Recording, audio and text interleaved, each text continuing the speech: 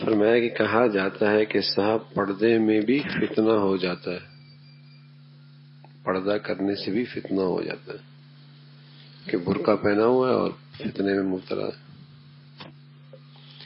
تو اس کا جواب یہ ہے کہ وہ بھی پردہ میں کوتاہی کی وجہ سے ہوتا ہے۔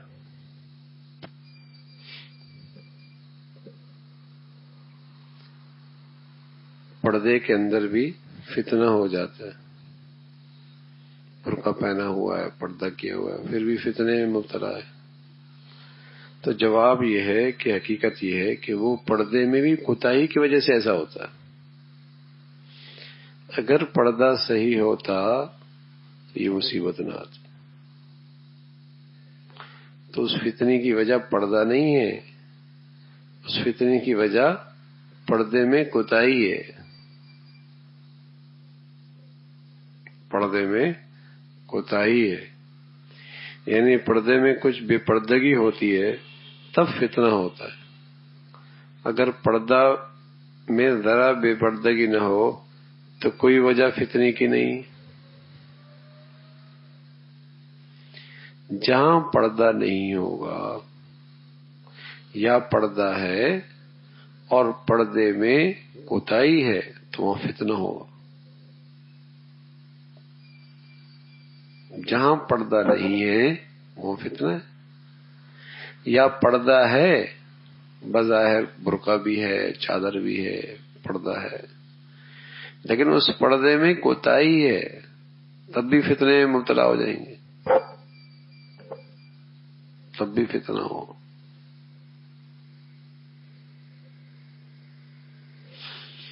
بچپن ہی سے، شروع ہی سے اپنے گھروں کا ماحول ایسا بناؤ کہ اس چیز پہ آنا آسان ہو جائے۔ اگر یہ ماحول نہ بنایا اور پانی سر سے اوپر ہو گیا تو آدمی خون کے آنسو روتا ہے، روک نہیں سکتا، روک نہیں سکتا۔ ماحول بناؤ گھروں کا۔ اگر گھروں کا ماحول محبت سے، شفقت سے نہیں بناؤ گے تو کل اپنا بھی دین پہ چلنا مشکل ہو جائے گا۔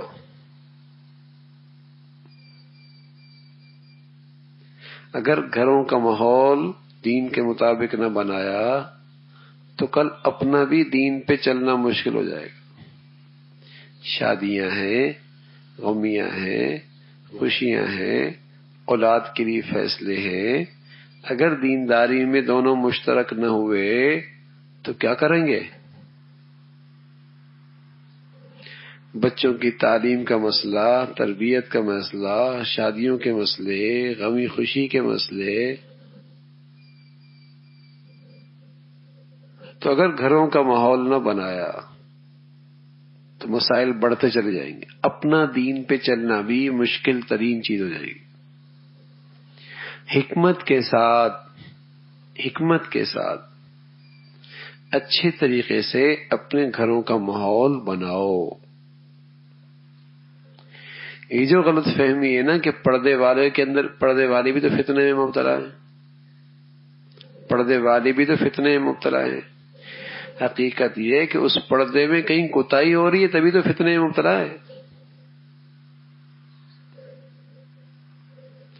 اگر پردہ صحیح ہوتا تو فتنے میں مبتلا نہ ہوتے، وہ بھی کسی کوتاہی کی وجہ سے تو فتنہ میں ہے۔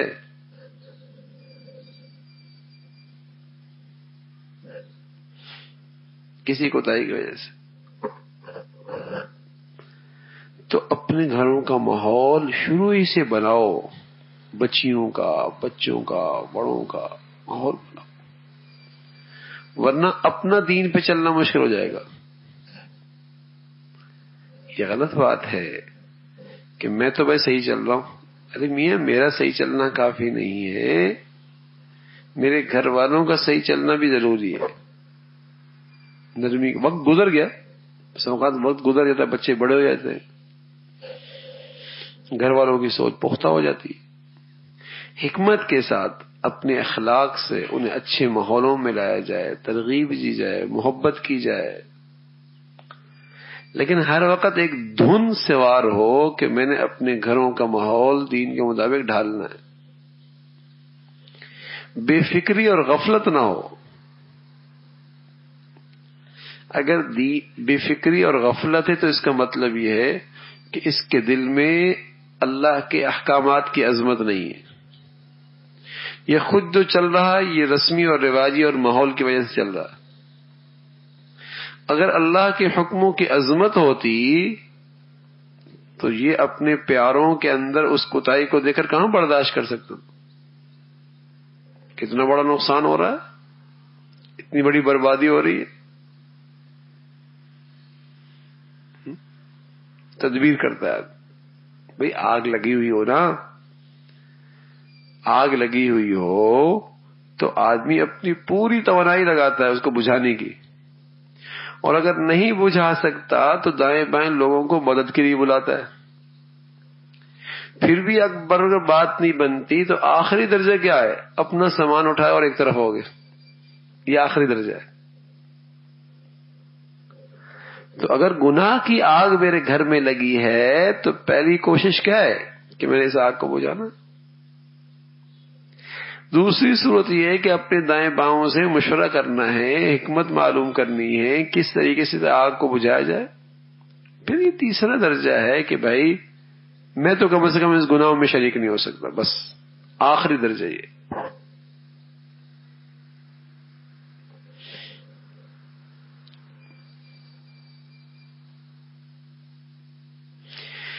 یہ جو کہا جاتا ہے کہ صاحب پردے میں بھی تو فتنہ ہو جاتا ہے, اس کا جواب یہ ہے کہ وہ بھی پردے میں کوتاہی کی وجہ سے ہوتا ہے. یعنی پردے میں کچھ بے پردگی ہوتی ہے تب فتنہ ہوتا ہے. اگر پردے میں ذرا بے پردگی نہ ہو تو کوئی وجہ فتنے کی نہیں. بے پردگی کے بہت برے نتائج ہو رہے ہیں, اور یہ کم عقل اور بدفہم لوگ اس وقت سمجھیں گے جب بات ہاتھوں سے نکل جائے گی. بے پردگی کے بہت برے نتائج ہو رہے, اور یہ کم عقل اور بدفہم لوگ اس وقت سمجھیں گے جب بات ہاتھ سے نکل جائے گی. اس وقت تو دماغ کو چڑھ رہی ہے, بدحواس ہو رہے ہیں, مگر یہ نشہ بہت ہی قریب اتر جانے والا ہے.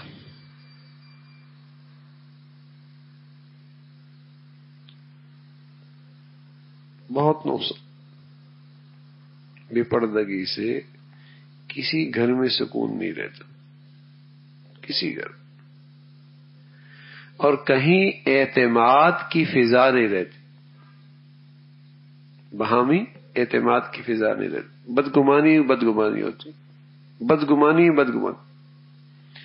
جب معاشرے میں بے پردگی عام ہو جائے تو بدگمانی ہوتی.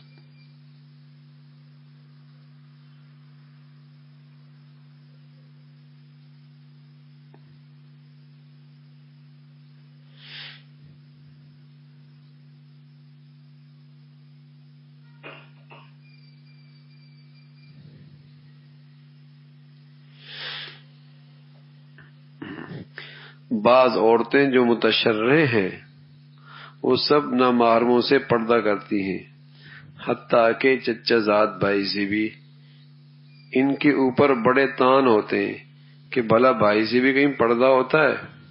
عورتوں کے نزدیک چچا کا لڑکا ایسا ہے جیسے سکا بھائی. ہم بھی تسلیم کرتے ہیں کہ سکا بھائی ہے, لیکن ایسا بھائی ہے جو سگ سے ماخوذ ہے, جو سگ سے محفوظ ہے. الف جو آخر میں لگا ہوا ہے وہ ایسا ہے جیسے بڑی ہانڈی کو ہنڈا کہہ دیتے ہیں, اسی طرح یہاں سگا کے میں نے بڑا سگ ہے. ہاں خطرہ ہے, اس لیے کہ بے پردگی سے جو قریبی رشتہ داروں میں خطرہ ہوتے ہیں وہ باڑ سڑک پہ چلنے والے کے تھوڑی ہوتے ہیں. اس لیے کہ اس کی تو رسائی مشکل ہوتی ہے, اس کو تو ملنے میں حجاب ہوتا ہے, اس لیے کہ اس کو تو وہاں تک پہنچنے میں بہت رکاوٹیں اٹھانی پڑتی ہیں. لیکن جب رشتہ دار جن سے پردہ فرض ہے، جب وہاں پردہ نہیں ہوتا تو وہاں خطرات زیادہ ہوتے ہیں، وہاں خطرات زیادہ ہوتے ہیں، اس لیے کہ وہاں رسائی آسان ہے، وہاں ملنا آسان ہے، وہاں پہنچنا آسان ہے، وہاں بات چیت آسان ہے، وہاں اختلاط آسان ہے، اس کے خطرات زیادہ ہیں۔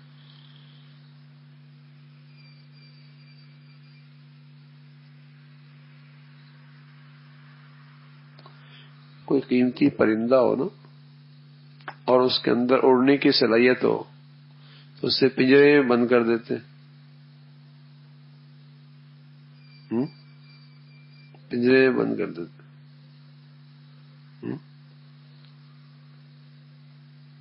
کہیں اڑ نہ جائے۔ بلکہ ایک اور بات، سونا نا، سونا بہت قیمتی ہے، اسے آپ سنبھال کے رکھتے ہیں، چھپا کے رکھتے ہیں، حالانکہ اس سونے میں اڑنے کی صلاحیت بھی نہیں، بھاگنے کی صلاحیت بھی نہیں۔ اللہ نے عورت کو دنیا کے تمام ساز و سامان سے زیادہ قیمتی بتلایا ہے، اور اس میں اڑنے کی صلاحیت بھی ہے۔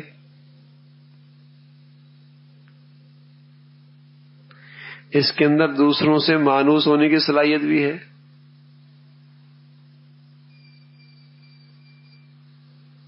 اس صلاحیت بھی ہے، تو بتائیے اس کی حفاظت کتنی ضروری ہے، اسے سنبھالنا کتنا ضروری ہے۔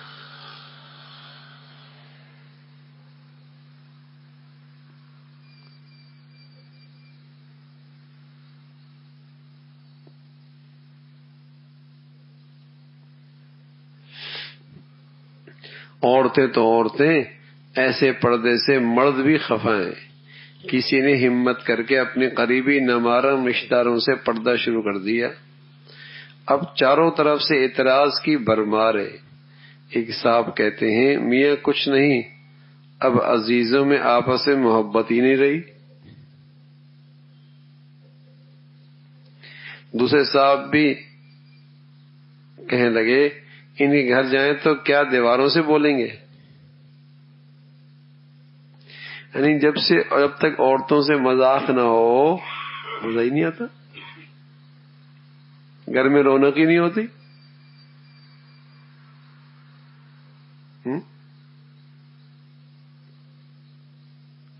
اور ایسے کم عقل ہیں، دوسرے تو بزے ہنسی خوشی باتیں کرتے ہیں دوسروں سے، اور اپنی جو ہے اسے ہر وقت موڈ میں رہتے، ہر وقت موڈ میں رہتے، دوسروں سے بڑی گپ شپ، وہ بھی فری یہ بھی فری، اور جب اپنوں کی باری آتی تو موڈ خراب ہو جاتا۔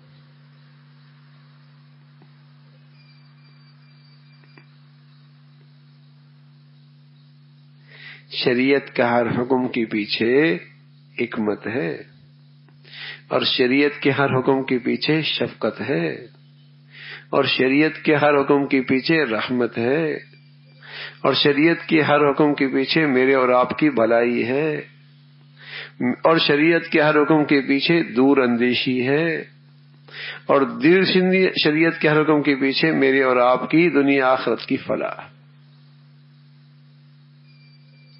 ہم وہاں تک نہیں پہنچتے جہاں شریعت کے حکم کی نظر ہوتی ہے،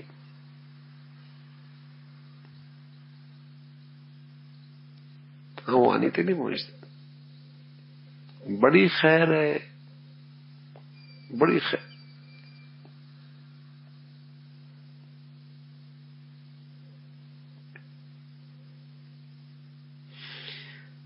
تو دوسروں سے گھر میں جائیں گے تو بھائی دیواروں سے بولیں گے، اب ہم ان کے یہاں جانا ہی بند کر دیں گے۔ سبحان اللہ! کیا عزیزوں کے تعلقات آپس کا میل جول بے پردگی ہی پر موقوف ہے؟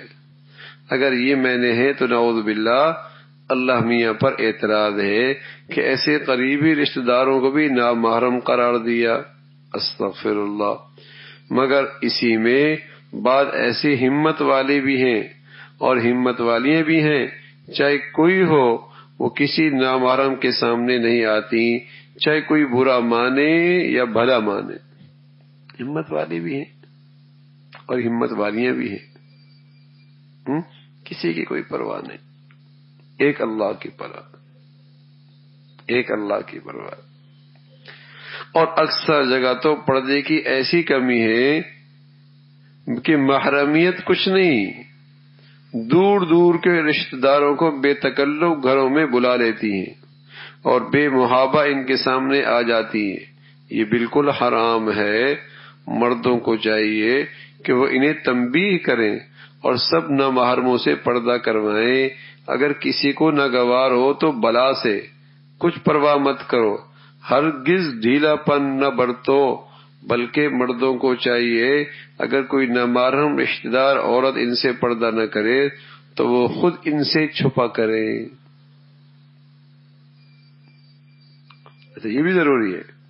عورت کو تو آپ بڑا منع کر رہے ہیں کہ پردہ کرو پردہ کرو، اور خود صاحب سب سے مل رہے ہیں، تو یہ کیا مطلب ہے؟ خود بھی تو پردہ کرے دوسروں سے۔ اگر کوئی نامحرم عورتیں نہیں کرتی، اسے کرنا چاہیے، اسے کرنا چاہیے۔ اگر کوئی برا مانتا ہے تو مانا کرے، کچھ پرواہ نہیں کرنی چاہیے۔ برا مان کر کوئی کرے گا کیا؟ اچھا ہے سب چھوڑے، کوئی اپنا نہ رہے، یوں ہی تعلق خلق سے کٹے۔ جب کوئی اپنا نہ رہے گا اور سب توقع منقطع ہو جائے گی، تب تو سوچے گا بس اب تو اللہ میاں سے تعلق پیدا کر لینا چاہیے۔ اللہ سے تعلق،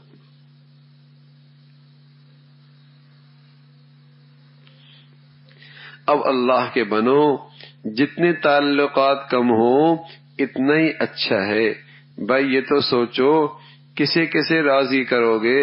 راضی تو ایک ہی ہوتا ہے، کئی تو راضی ہوا نہیں کرتے، تو بس ایک اللہ ہی کو راضی کر لو۔ بہت سے آدمیوں کہاں تک راضی رکھو گے؟ تو اس کی پرواہ نہ کرو کہ لوگ برا مانیں گے۔ بہت نقصانات اس بے پردگی نے معاشرے کو تباہی کے کنارے پہ کھڑا کر دیے، بربادی کے کنارے پہ کھڑا کر دیا۔ مخلوط محفلیں اور مخلوط نظام زندگی اور مخلوط نظام تعلیم بربادی ہے، ہلاکت، برباد کر کے رکھ۔ اور یہ گناہ ایسا ہے کہ آہستہ آہستہ اس گناہ کا احساس بھی ختم ہو گیا، احساس بھی ختم ہو گیا۔ اور یہ احساس کیسے ختم ہوا کہ جب بچپن ہی سے بچے بچیاں ساتھ پڑھتے پڑھتے جوان ہوئی تو انہیں اس گناہ کا احساس کہاں؟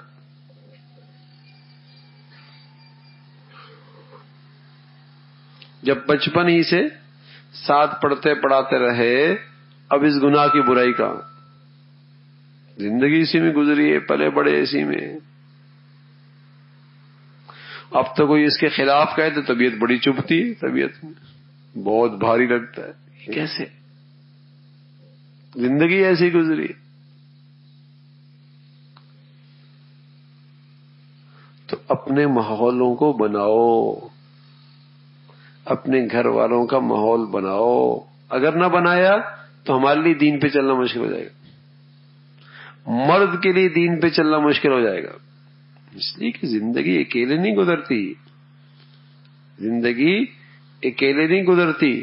دسیوں بیسیوں معاملات ایسے ہوتے ہیں جس میں گھر والوں کے فیصلے بھی ساتھ کرنے پڑتے، تعلیم کے ہیں، تربیت کے ہیں، غمی خوشی کے ہیں، شادی بیاہ کے ہیں، تقریبات کے ہیں۔ تو اگر ان دونوں کی سوچ ایک ہوگی تب تو فتنوں سے بچو گے، ورنہ مشکل ہو جائے گا۔ ورنہ آدمی ہتھیار ڈال دیتا، ورنہ ہتھیار ڈال جاتا۔ اور خواہشات کی زندگی میں اکثریت ہوتی، بچہ بھی ادھر ہو گیا، بچی بھی ادھر ہو گئی، بیوی بھی ادھر ہو گئی، یہ بیچارہ اکیلا کھڑا ہے۔ خواہشات کی زندگی میں اکثریت ہوتی، یہ اکیلا کھڑا ہے بیچارہ۔ اور جب موقع تھا سنبھالنے کا نہیں سنبھالا، آج اکیلا کھڑا ہے، سب اسے کوس رہے ہیں۔ تو حکمت کے ساتھ گھروں کا ماحول بننا چاہیے، حکمت کے ساتھ۔ اللہ بھائی ہم سب کو اس کی توفیق نصیب فرما۔